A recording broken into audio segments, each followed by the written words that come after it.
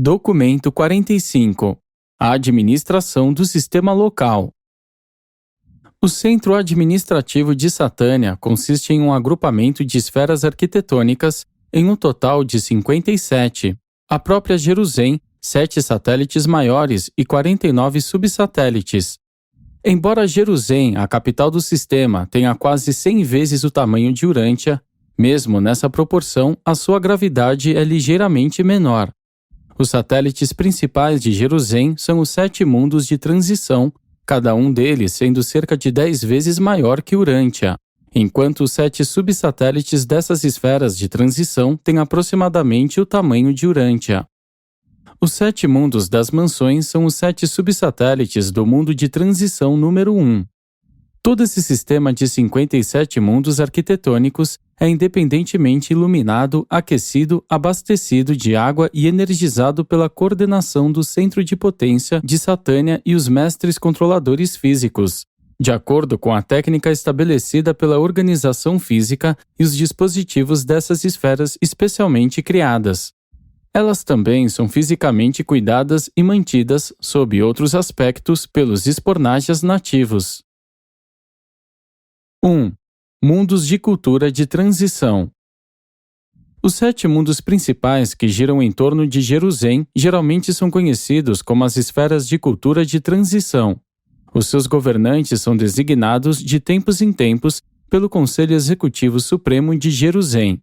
Essas esferas são numeradas e nomeadas do seguinte modo. Número 1. O mundo finalitor. Esta é a sede central do corpo de finalitores do sistema local. Ela encontra-se rodeada dos mundos de recepção, os 7 mundos das mansões, devotados integralmente ao esquema de ascensão mortal. O mundo dos finalitores é acessível aos habitantes de todos os 7 mundos das mansões. Os serafins de transporte levam e trazem as personalidades ascendentes nas peregrinações destinadas ao cultivo da sua fé para o destino último dos mortais em transição. Embora os finalitores e as suas estruturas não sejam, em geral, perceptíveis para a visão moroncial, vós ficareis mais do que emocionados quando, de tempos em tempos, os transformadores de energia e os supervisores do poder moroncial vos capacitarem momentaneamente para que possais enxergar essas personalidades elevadas do espírito que, na verdade, já completaram a ascensão ao paraíso e retornaram a esses mesmos mundos onde vós estáis começando a vossa longa jornada para garantir que possais e que ireis mesmo completar também a vossa estupenda tarefa. Todos aqueles que permanecem nos mundos das mansões vão à esfera finalitora, pelo menos uma vez por ano, para tais assembleias de visualização dos finalitores. Número 2. O mundo moroncial. Este planeta é a sede central dos supervisores da vida moroncial e está rodeado das 7 esferas nas quais os chefes moronciais educam os seus companheiros e ajudantes, todos eles seres moronciais e mortais ascendentes. Passando pelos 7 mundos das mansões, vós ireis também avançar, seguindo por essas esferas culturais e sociais de contato moroncial crescente. Quando avançardes do primeiro para o segundo mundo das mansões, adquirireis o direito de permissão para a visita à sede central de transição número 2, o mundo moroncial e assim por diante. E, quando estiverdes presentes em qualquer dessas 6 esferas culturais, podereis, a convite, visitar e observar qualquer um dentre os 7 mundos dos grupos de atividades interligadas que as rodeiam. Número 3. O mundo angélico. Esta é a sede central de todas as hostes seráficas empenhadas nas atividades do sistema e é rodeada pelos 7 mundos de educação e de instrução angélica, os quais são as esferas sociais seráficas. Número 4. O mundo superangélico. Esta esfera é o lar em Satânia dos brilhantes estrelas vespertinas e de uma vasta congregação de seres coordenados e quase coordenados. Os 7 satélites desse mundo são destinados aos 7 grupos maiores desses seres celestes desprovidos de uma denominação. Número 5. O mundo dos filhos. Este planeta é a sede central dos filhos divinos de todas as ordens, incluindo os filhos trinitarizados por criaturas. Os 7 mundos que o rodeiam são devotados a certos agrupamentos individuais desses filhos de conexão divina. Número 6. O mundo do espírito. Esta esfera serve de local de encontro para as altas personalidades do espírito infinito no sistema. Os 7 satélites que a rodeiam são destinados aos grupos individuais dessas diversas ordens. Mas, no mundo de transição de número 6, não há representação local alguma do espírito, nem a presença dele é para ser observada nas capitais dos sistemas. A ministra divina de Salvington está em todos os lugares de Nebadon. Número 7. O mundo do Pai. Esta é a esfera silenciosa do sistema. Nenhum grupo de seres fica domiciliado ali. O grande templo da luz ocupa um lugar central, mas lá dentro não se pode discernir ninguém. Todos os seres de todos os mundos do sistema são bem-vindos como adoradores. Os 7 satélites em torno do mundo do Pai são utilizados de modos variados nos diferentes sistemas. Em Satânia, estão agora sendo usados como esferas de detenção para os grupos aprisionados da rebelião de Lúcifer. A capital da constelação, Edentia, não tem mundos de prisão análogos. Os poucos serafins e querubins que se uniram aos rebeldes na rebelião de Satânia foram há muito confinados nesses mundos de isolamento de Jerusalém. Como hóspedes do 7º mundo das mansões, tereis acesso ao 7º mundo de transição, a esfera do Pai Universal, e também vos é permitido visitar os mundos prisão de Satânia em torno desse planeta, onde agora estão confinados Lúcifer e a maioria das personalidades que os seguiram na rebelião contra Micael. E esse triste espetáculo tem sido observado durante as idades recentes e continuará a servir como um aviso solene a todo Nebadon, até que os anciãos dos dias julguem os pecados de Lúcifer e dos seus parceiros caídos, que rejeitaram a salvação oferecida por Micael, o pai deles no universo. 2. O soberano do sistema. O dirigente executivo de um sistema local de mundos habitados é um filho Lanonandek primário, o soberano do sistema. No nosso universo local, a esse soberano são confiadas as grandes responsabilidades executivas. São dadas a eles prerrogativas pessoais incomuns. Nem todos os universos, no entanto, nem mesmo Orvonton, encontram-se tão organizados a ponto de permitir que os soberanos dos sistemas exerçam poderes decisórios tão inusitadamente amplos de arbítrio pessoal, ao dirigirem os assuntos do sistema. Todavia, ainda assim, em toda a história de Nebadon, apenas por 3 vezes esses executivos sem limitações demonstraram deslealdade. A rebelião de Lúcifer no sistema de Satânia foi a mais recente e de âmbito mais amplo. Em Satânia, mesmo depois desse levante desastroso, absolutamente nenhuma mudança foi implementada na técnica da administração do sistema. O atual soberano do sistema possui todo o poder e exerce toda a autoridade com a qual foi investido o seu predecessor indigno, exceto por algumas questões agora sob a supervisão dos pais da constelação, questões estas que os anciãos dos dias ainda não restituíram plenamente a Lanaforge, o sucessor de Lúcifer. O atual dirigente de Satânia é um governante amável e brilhante, sendo um soberano testado contra rebeliões. Quando serviu como soberano assistente de sistema, Lanaforge foi fiel a Micael, em um levante anterior no universo de Nebadon. Esse poderoso e brilhante senhor de Satânia é um administrador testado e aprovado.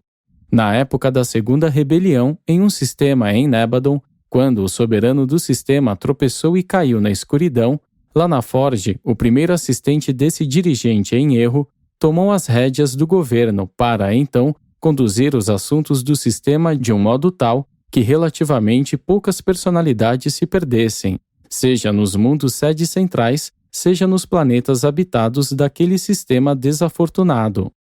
Lanaforge traz a distinção de ser o único filho Lanonandek primário em todo Nebadon, que nesse caso funcionou lealmente a serviço de Micael, e mesmo diante da falta do seu irmão de autoridade superior e classe precedente. Lanaforge provavelmente não será removido de Jerusalém até que todos os resultados da loucura anterior hajam sido superados e os produtos da rebelião sejam expurgados de Satânia. Se bem que nem todos os assuntos dos mundos isolados de Satânia hajam sido remetidos à sua jurisdição, Lanaforge demonstra grande interesse pelo bem-estar deles e é um visitante frequente de Urântia. Como em outros sistemas normais, o soberano preside ao conselho dos governantes dos mundos, dos príncipes planetários e governadores gerais residentes dos mundos isolados. Esse conselho planetário reúne-se de tempos em tempos na sede central do sistema, quando os filhos de Deus congregam-se. Uma vez por semana, a cada 10 dias, em Jerusalém, o soberano realiza um conclave com algum dos grupos das várias ordens de personalidades domiciliadas no mundo sede central. Estas são horas encantadoramente informais em Jerusalém, e são ocasiões para jamais serem esquecidas. Em Jerusalém existe um clima maximizado de fraternidade entre todas as várias ordens de seres e entre cada um desses grupos e os soberanos de sistemas. Essas reuniões singulares ocorrem no Mar de Cristal, o grande campo de reuniões da capital do sistema. São ocasiões puramente sociais e espirituais. Nada que diga respeito à administração planetária, nem mesmo ao plano ascendente, é jamais discutido. Os mortais ascendentes congregam-se nesses momentos meramente para desfrutar e estar com os seus companheiros jerusemitas. Os grupos que não estão sendo recebidos pelo soberano, nessas reuniões semanais de descanso, reúnem-se nas suas próprias sedes. 3. O governo do sistema. O dirigente executivo de um sistema local, o soberano do sistema, é sempre apoiado por 2 ou 3 filhos Lanonandeques que atuam como primeiro e segundo assistentes. Entretanto, no momento presente, o sistema de Satânia está sendo administrado por uma junta de 7 Lanonandeques. 1. O soberano do sistema, Lanaforge, número 2709, da ordem primária e sucessor do apóstata Lúcifer. 2. O primeiro assistente do soberano, Mansurotia, número 17.841 dos Lanonandeques terciários. Ele foi despachado para Satânia junto com Lanaforge. 3. O segundo assistente do soberano, Sadib, número 271.402 da ordem terciária. Sadib também veio para Satânia junto com Lanaforge. 4. O custódio do sistema, Roldan, número 19 do corpo terciário, encarregado do controle de todos os espíritos acima da ordem da existência mortal, que se encontram confinados. Roldan também veio para Satânia com Lanaforge. 5. O registrador do sistema, Vilton, o secretário do Ministério Lanonandek do Sistema de Satânia, número 374 da Terceira Ordem. Vilton era um membro do grupo original de Lanaforge. 6. O diretor das auto-outorgas, Fortan, número 319.847 das reservas dos Lanonandeques secundários e, temporariamente, diretor de todas as atividades do universo transplantadas para Jerusalém, desde a auto-outorga de Micael em Urântia. Fortan esteve ligado à assessoria de Lanaforge por 1900 anos do tempo de Urântia. 7. O conselheiro elevado, Hanavard, número 67 dos filhos Lanonandeques primários e membro do elevado corpo de conselheiros e coordenadores do universo. Ele atua como presidente em exercício do Conselho Executivo de Satânia. Hanavard é o 12º dessa ordem a servir em Jerusalém desde a rebelião de Lúcifer. Esse grupo executivo de 7 Lanonandeques constitui a administração de emergência, ampliada, tornada necessária por exigência da rebelião de Lúcifer. Apenas as cortes menores são realizadas em Jerusalém, já que o sistema é a unidade de administração, não de julgamento, mas a administração Lanonandek é apoiada pelo Conselho Executivo de Jerusalém, o corpo supremo do Conselho de Satânia. Esse conselho consiste de 12 membros. 1. Hanavard, o presidente Lanonandek. 2. Lanaforge, o soberano do sistema. 3. Mansurotia, o primeiro assistente do soberano. 4. O dirigente dos Melquisedeques de Satânia. 5. O diretor em exercício dos portadores da vida de Satânia. 6. O dirigente dos finalitores de Satânia. 7. O Adão original de Satânia, o chefe supervisor dos filhos materiais. 8. O diretor das hostes seráficas de Satânia. 9. O chefe dos controladores físicos de Satânia. 10. O diretor dos supervisores do poder monuncial do sistema. 11. O diretor em exercício das criaturas intermediárias do sistema em exercício. 12. O comandante em exercício do corpo dos mortais ascendentes. Esse conselho elege periodicamente 3 membros para representar o sistema local no Conselho Supremo da sede central do universo, mas tal representação está suspensa por causa da rebelião. Satânia agora tem um observador na sede central do universo local, porém, desde a auto-outorga de Micael, o sistema retomou a eleição de 10 membros para a legislatura de Edentia. 4.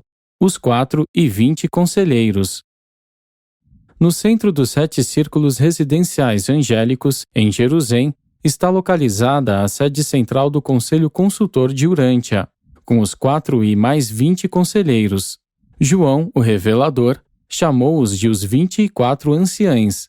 E, ao redor do trono, havia 24 assentos, e nos assentos eu vi 24 anciães assentados, vestidos de togas brancas. O trono, ao centro desse grupo, é o assento do juízo do arcanjo que preside ao trono da lista de chamada da ressurreição, em misericórdia e em justiça para todo o Satânia. Esse juízo tem acontecido sempre em Jerusalém, mas os 24 assentos à sua volta foram colocados em posição há não mais do que 1900 anos, logo depois que Cristo Micael foi elevado à soberania plena de Nébadon. Esses 4 e 20 conselheiros são os seus agentes pessoais em Jerusalém e têm autoridade para representar o Filho Mestre em todas as questões que concernem as listas de chamadas de Satânia e em muitas outras fases do esquema da ascensão mortal nos mundos isolados do sistema. São os agentes designados para executar as solicitações especiais de Gabriel e os mandados pouco habituais de Micael. Esses 24 conselheiros foram recrutados das 8 raças de Urântia, e os últimos desse grupo foram congregados na época da lista de chamada da ressurreição feita por Micael, 1900 anos atrás. Esse conselho consultor de Urântia é constituído pelos seguintes membros. 1. Onagar, a mente mestra da idade anterior ao príncipe planetário, que dirigiu seus companheiros na adoração do doador do alento. 2. Mansan, o grande educador da idade pós-príncipe planetário em Urântia, que orientou os seus companheiros para a veneração da grande luz. 3. Onamona Lonton, um líder muito antigo dos Homens Vermelhos e aquele que afastou essa raça da adoração de deuses múltiplos, conduzindo-o à veneração do Grande Espírito. 4. Orlandoff, um príncipe dos Homens Azuis e líder deles no reconhecimento da divindade do chefe supremo. 5. Porchunta, o oráculo da extinta raça alaranjada e o líder desse povo na adoração do grande mestre. 6. Singlanton, o primeiro dos homens amarelos a ensinar e a liderar o seu povo na adoração da verdade única, em lugar de muitas. Há milhares de anos, o homem amarelo já sabia da existência do único Deus. 7. Fantade, aquele que livrou os homens verdes das trevas e que foi o seu líder na adoração da única fonte da vida. 8. Orvonon, aquele que trouxe à luz as raças índigo-negras e o líder delas, de então, no serviço ao Deus dos deuses. 9. Adão, o desacreditado, mas reabilitado pai planetário de Urântia, um filho material de Deus que foi relegado à semelhança da carne mortal, mas que sobreviveu e, posteriormente, foi elevado a essa posição por decreto de Micael. 10. Eva, a mãe da raça violeta de Urântia, que sofreu a punição pelo erro junto com o seu companheiro, e que também foi reabilitada com ele e designada para servir neste grupo de sobreviventes mortais. 11. Enoque, o primeiro dos mortais de Urântia a fusionar-se com o ajustador do pensamento durante a vida mortal na carne. 12. Moisés, o emancipador de uma parte remanescente da raça violeta submergida e incentivador da restauração da adoração do Pai Universal sob o nome de o Deus de Israel. 13. Elias, uma alma de brilhante êxito espiritual transladada durante a idade pós-filho material. 14. Maquiventa Melquisedeque, o único filho dessa ordem a auto-outorgar a si próprio as raças de Urântia. Se bem que ainda continue sendo numerado como Melquisedeque, ele transformou-se para sempre em um ministro dos Altíssimos, assumindo eternamente o compromisso do serviço como mortal ascendente, tendo estado em Urântia à semelhança da carne mortal em Salém nos dias de Abraão.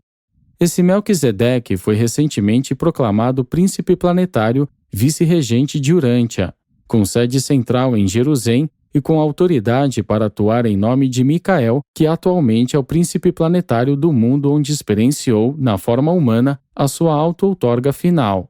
Apesar disso, Urântia é supervisionada ainda por governadores gerais residentes sucessivos, membros dos 420 conselheiros. 15. João Batista, o predecessor da missão de Micael em Urântia e, na carne, primo distante do Filho do Homem. 16. 1, 2, 3, o primeiro. Líder das criaturas intermediárias leais a serviço de Gabriel, na época da traição de Caligástia. Elevado a esta posição por Micael logo depois de entrar em soberania incondicional.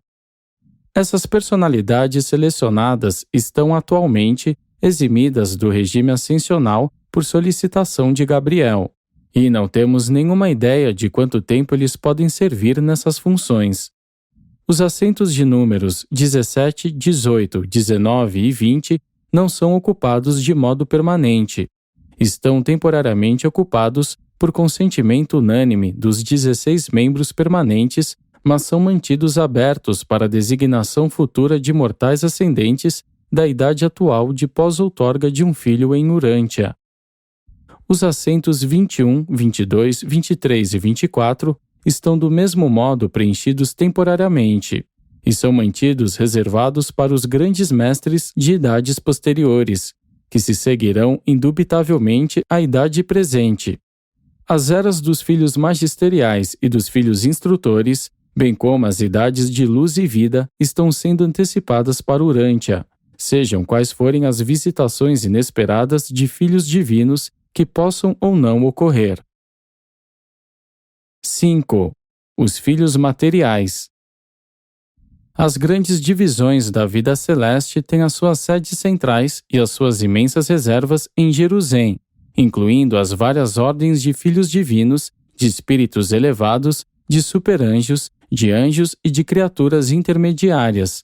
A morada central desse setor maravilhoso é o templo principal dos filhos materiais. O domínio dos Adãos é o centro de atração para todos os recém-chegados em Jerusalém. É uma área enorme que consiste de 1000 centros, se bem que cada família de filhos e filhas materiais viva em um domínio próprio, até a época da partida dos seus membros para o serviço nos mundos evolucionários do espaço ou até o seu embarque na carreira de ascensão ao paraíso.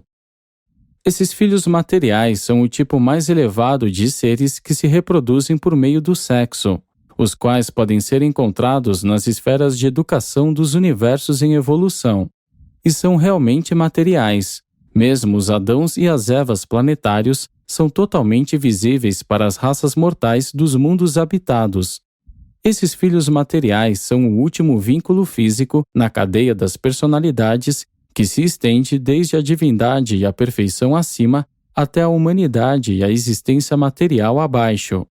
Esses filhos proporcionam aos mundos habitados uma intermediação de contato mútuo entre o príncipe planetário invisível e as criaturas materiais dos reinos.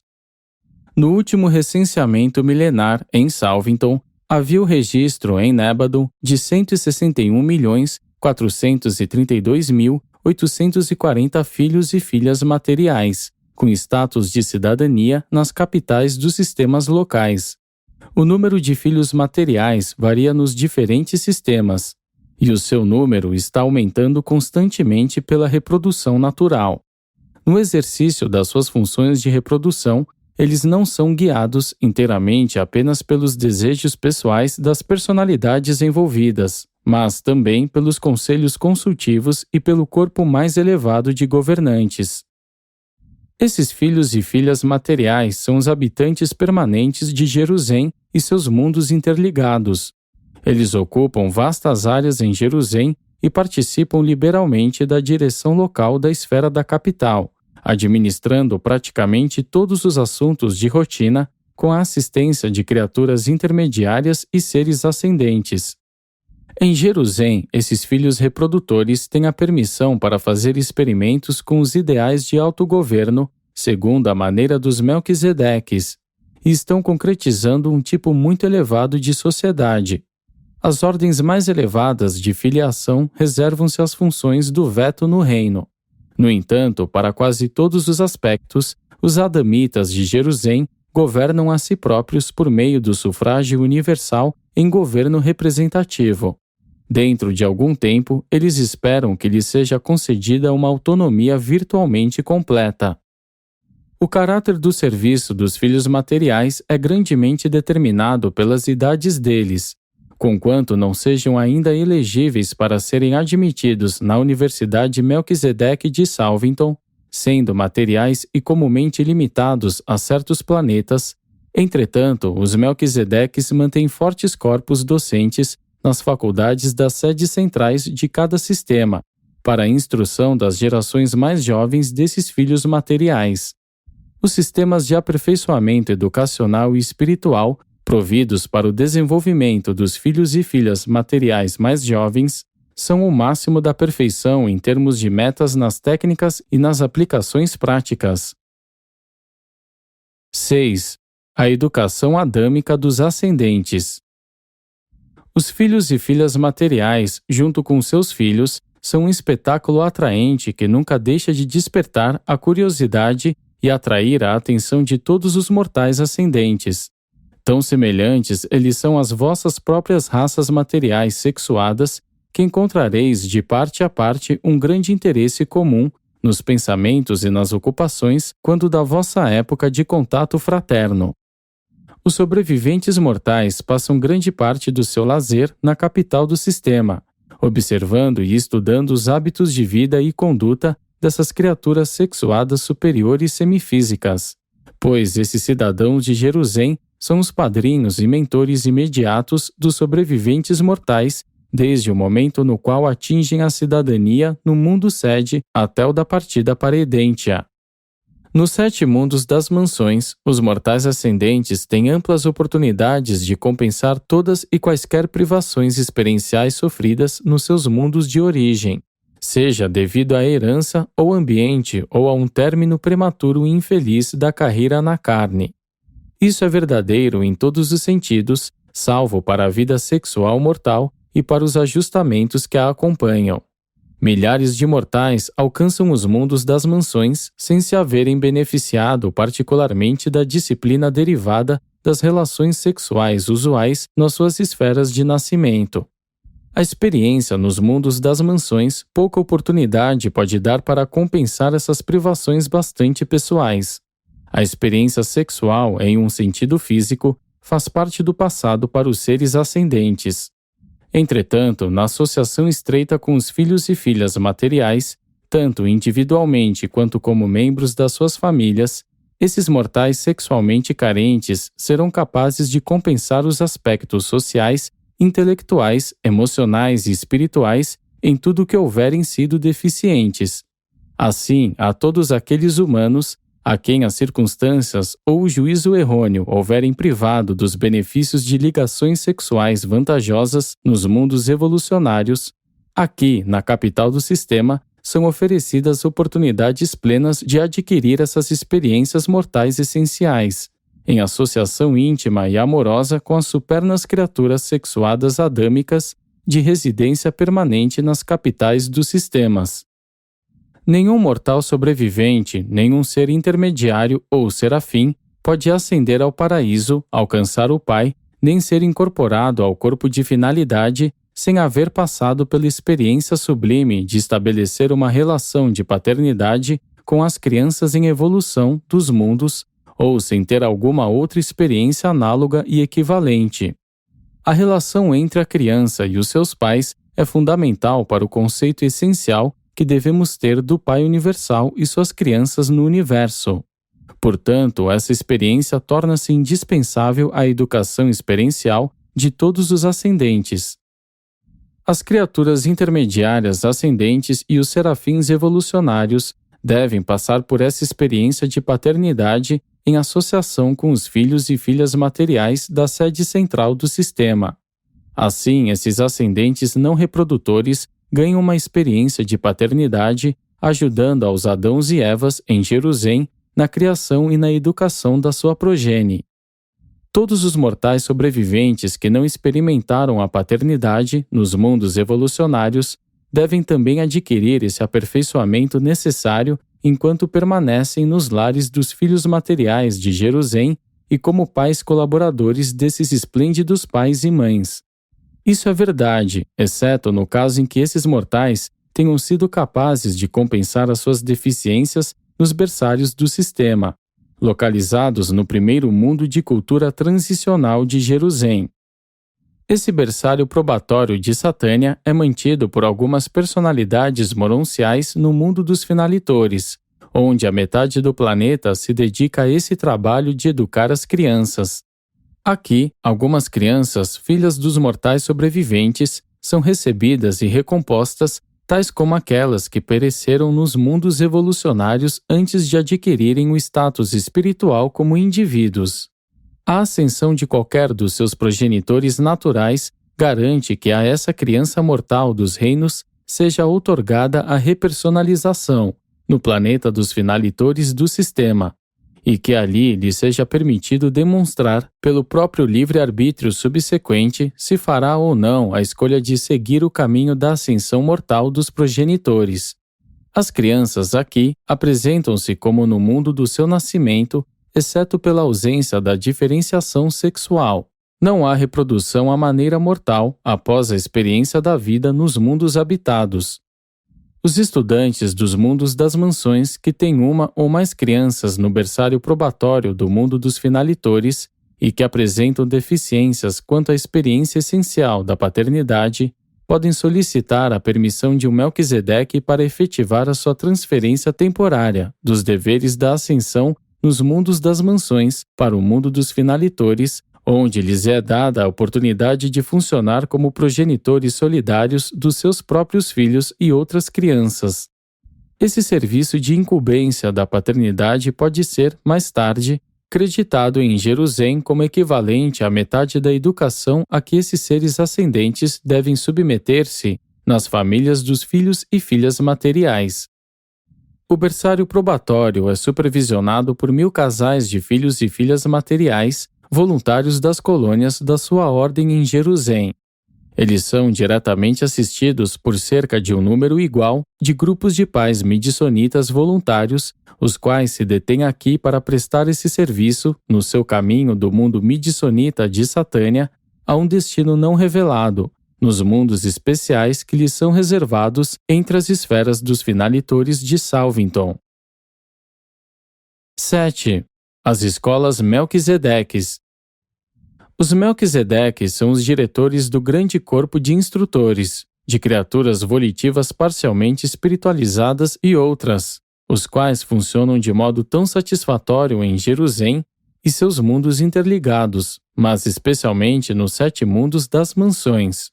Estes são os planetas de detenção onde os mortais que não conseguiram a realização da fusão com seus ajustadores residentes durante a vida na carne são reabilitados na forma transitória para receber mais ajuda e desfrutar de uma oportunidade ampla de continuar seus esforços de realização espiritual, os mesmos esforços que foram prematuramente interrompidos pela morte.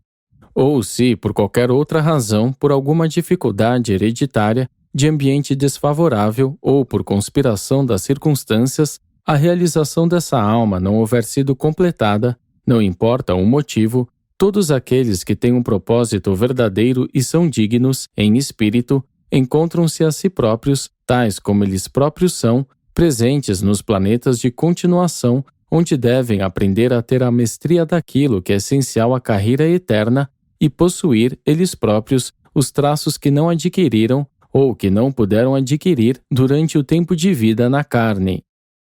Os brilhantes estrelas vespertinas e os seus coordenados não denominados frequentemente servem como educadores nas várias missões educacionais do universo, incluindo as promovidas pelos Melquisedeques. Os filhos instrutores da Trindade também colaboram, conferindo os toques da perfeição do paraíso a essas escolas de educação e aperfeiçoamento progressivo. Mas nem todas essas atividades são exclusivamente dedicadas ao avanço dos mortais ascendentes. Muitas estão igualmente ligadas à educação progressiva das personalidades espirituais nativas de Nébadon. Os filhos Melquisedeques conduzem mais de 30 centros educacionais diferentes em Jerusalém. Essas escolas de aperfeiçoamento começam com o colégio de autoavaliação e terminam com as escolas de cidadania de Jerusalém, onde os filhos e filhas materiais juntam-se aos Melquisedeques e a outros no seu esforço supremo de qualificar os sobreviventes mortais para assumir as altas responsabilidades do governo representativo. Todo o universo encontra-se organizado e administrado segundo um plano representativo. O governo representativo é o ideal divino do autogoverno entre os seres que não são perfeitos. A cada 100 anos do tempo do universo, um sistema seleciona os seus 10 representantes para sentarem-se na legislatura da constelação.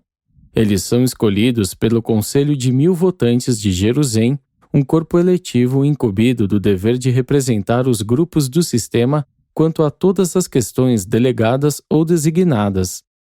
Todos os representantes ou outros delegados são selecionados pelo Conselho dos 1000 eleitores e devem ter sido graduados pela escola mais elevada da Universidade Melquisedeque de Administração, como também o são todos aqueles que constituem esse grupo de 1000 eleitores.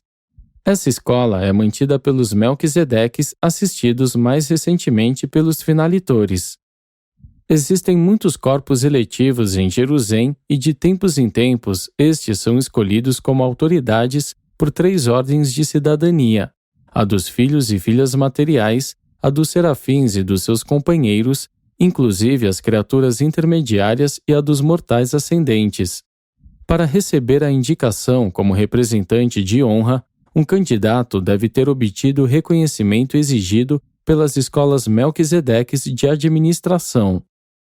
O sufrágio é universal em Jerusalém entre esses 3 grupos de cidadania, mas os votos têm valores diferenciados de acordo com o status de posse pessoal reconhecido e devidamente registrado da Mota, a sabedoria moroncial. O voto emitido por qualquer personalidade em uma eleição em Jerusalém tem um valor que varia de 1 a 1000. Os cidadãos de Jerusalém são assim classificados de acordo com a sua conquista em termos de mota. De tempos em tempos, os cidadãos de Jerusalém apresentam-se aos examinadores Melquisedeques, que certificam sobre o seu alcance em sabedoria moroncial.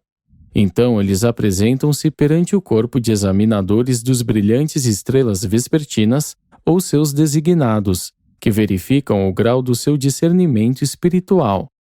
Em seguida, eles comparecem à presença dos 420 conselheiros e colaboradores seus, que avaliam o seu status de realização experiencial de socialização.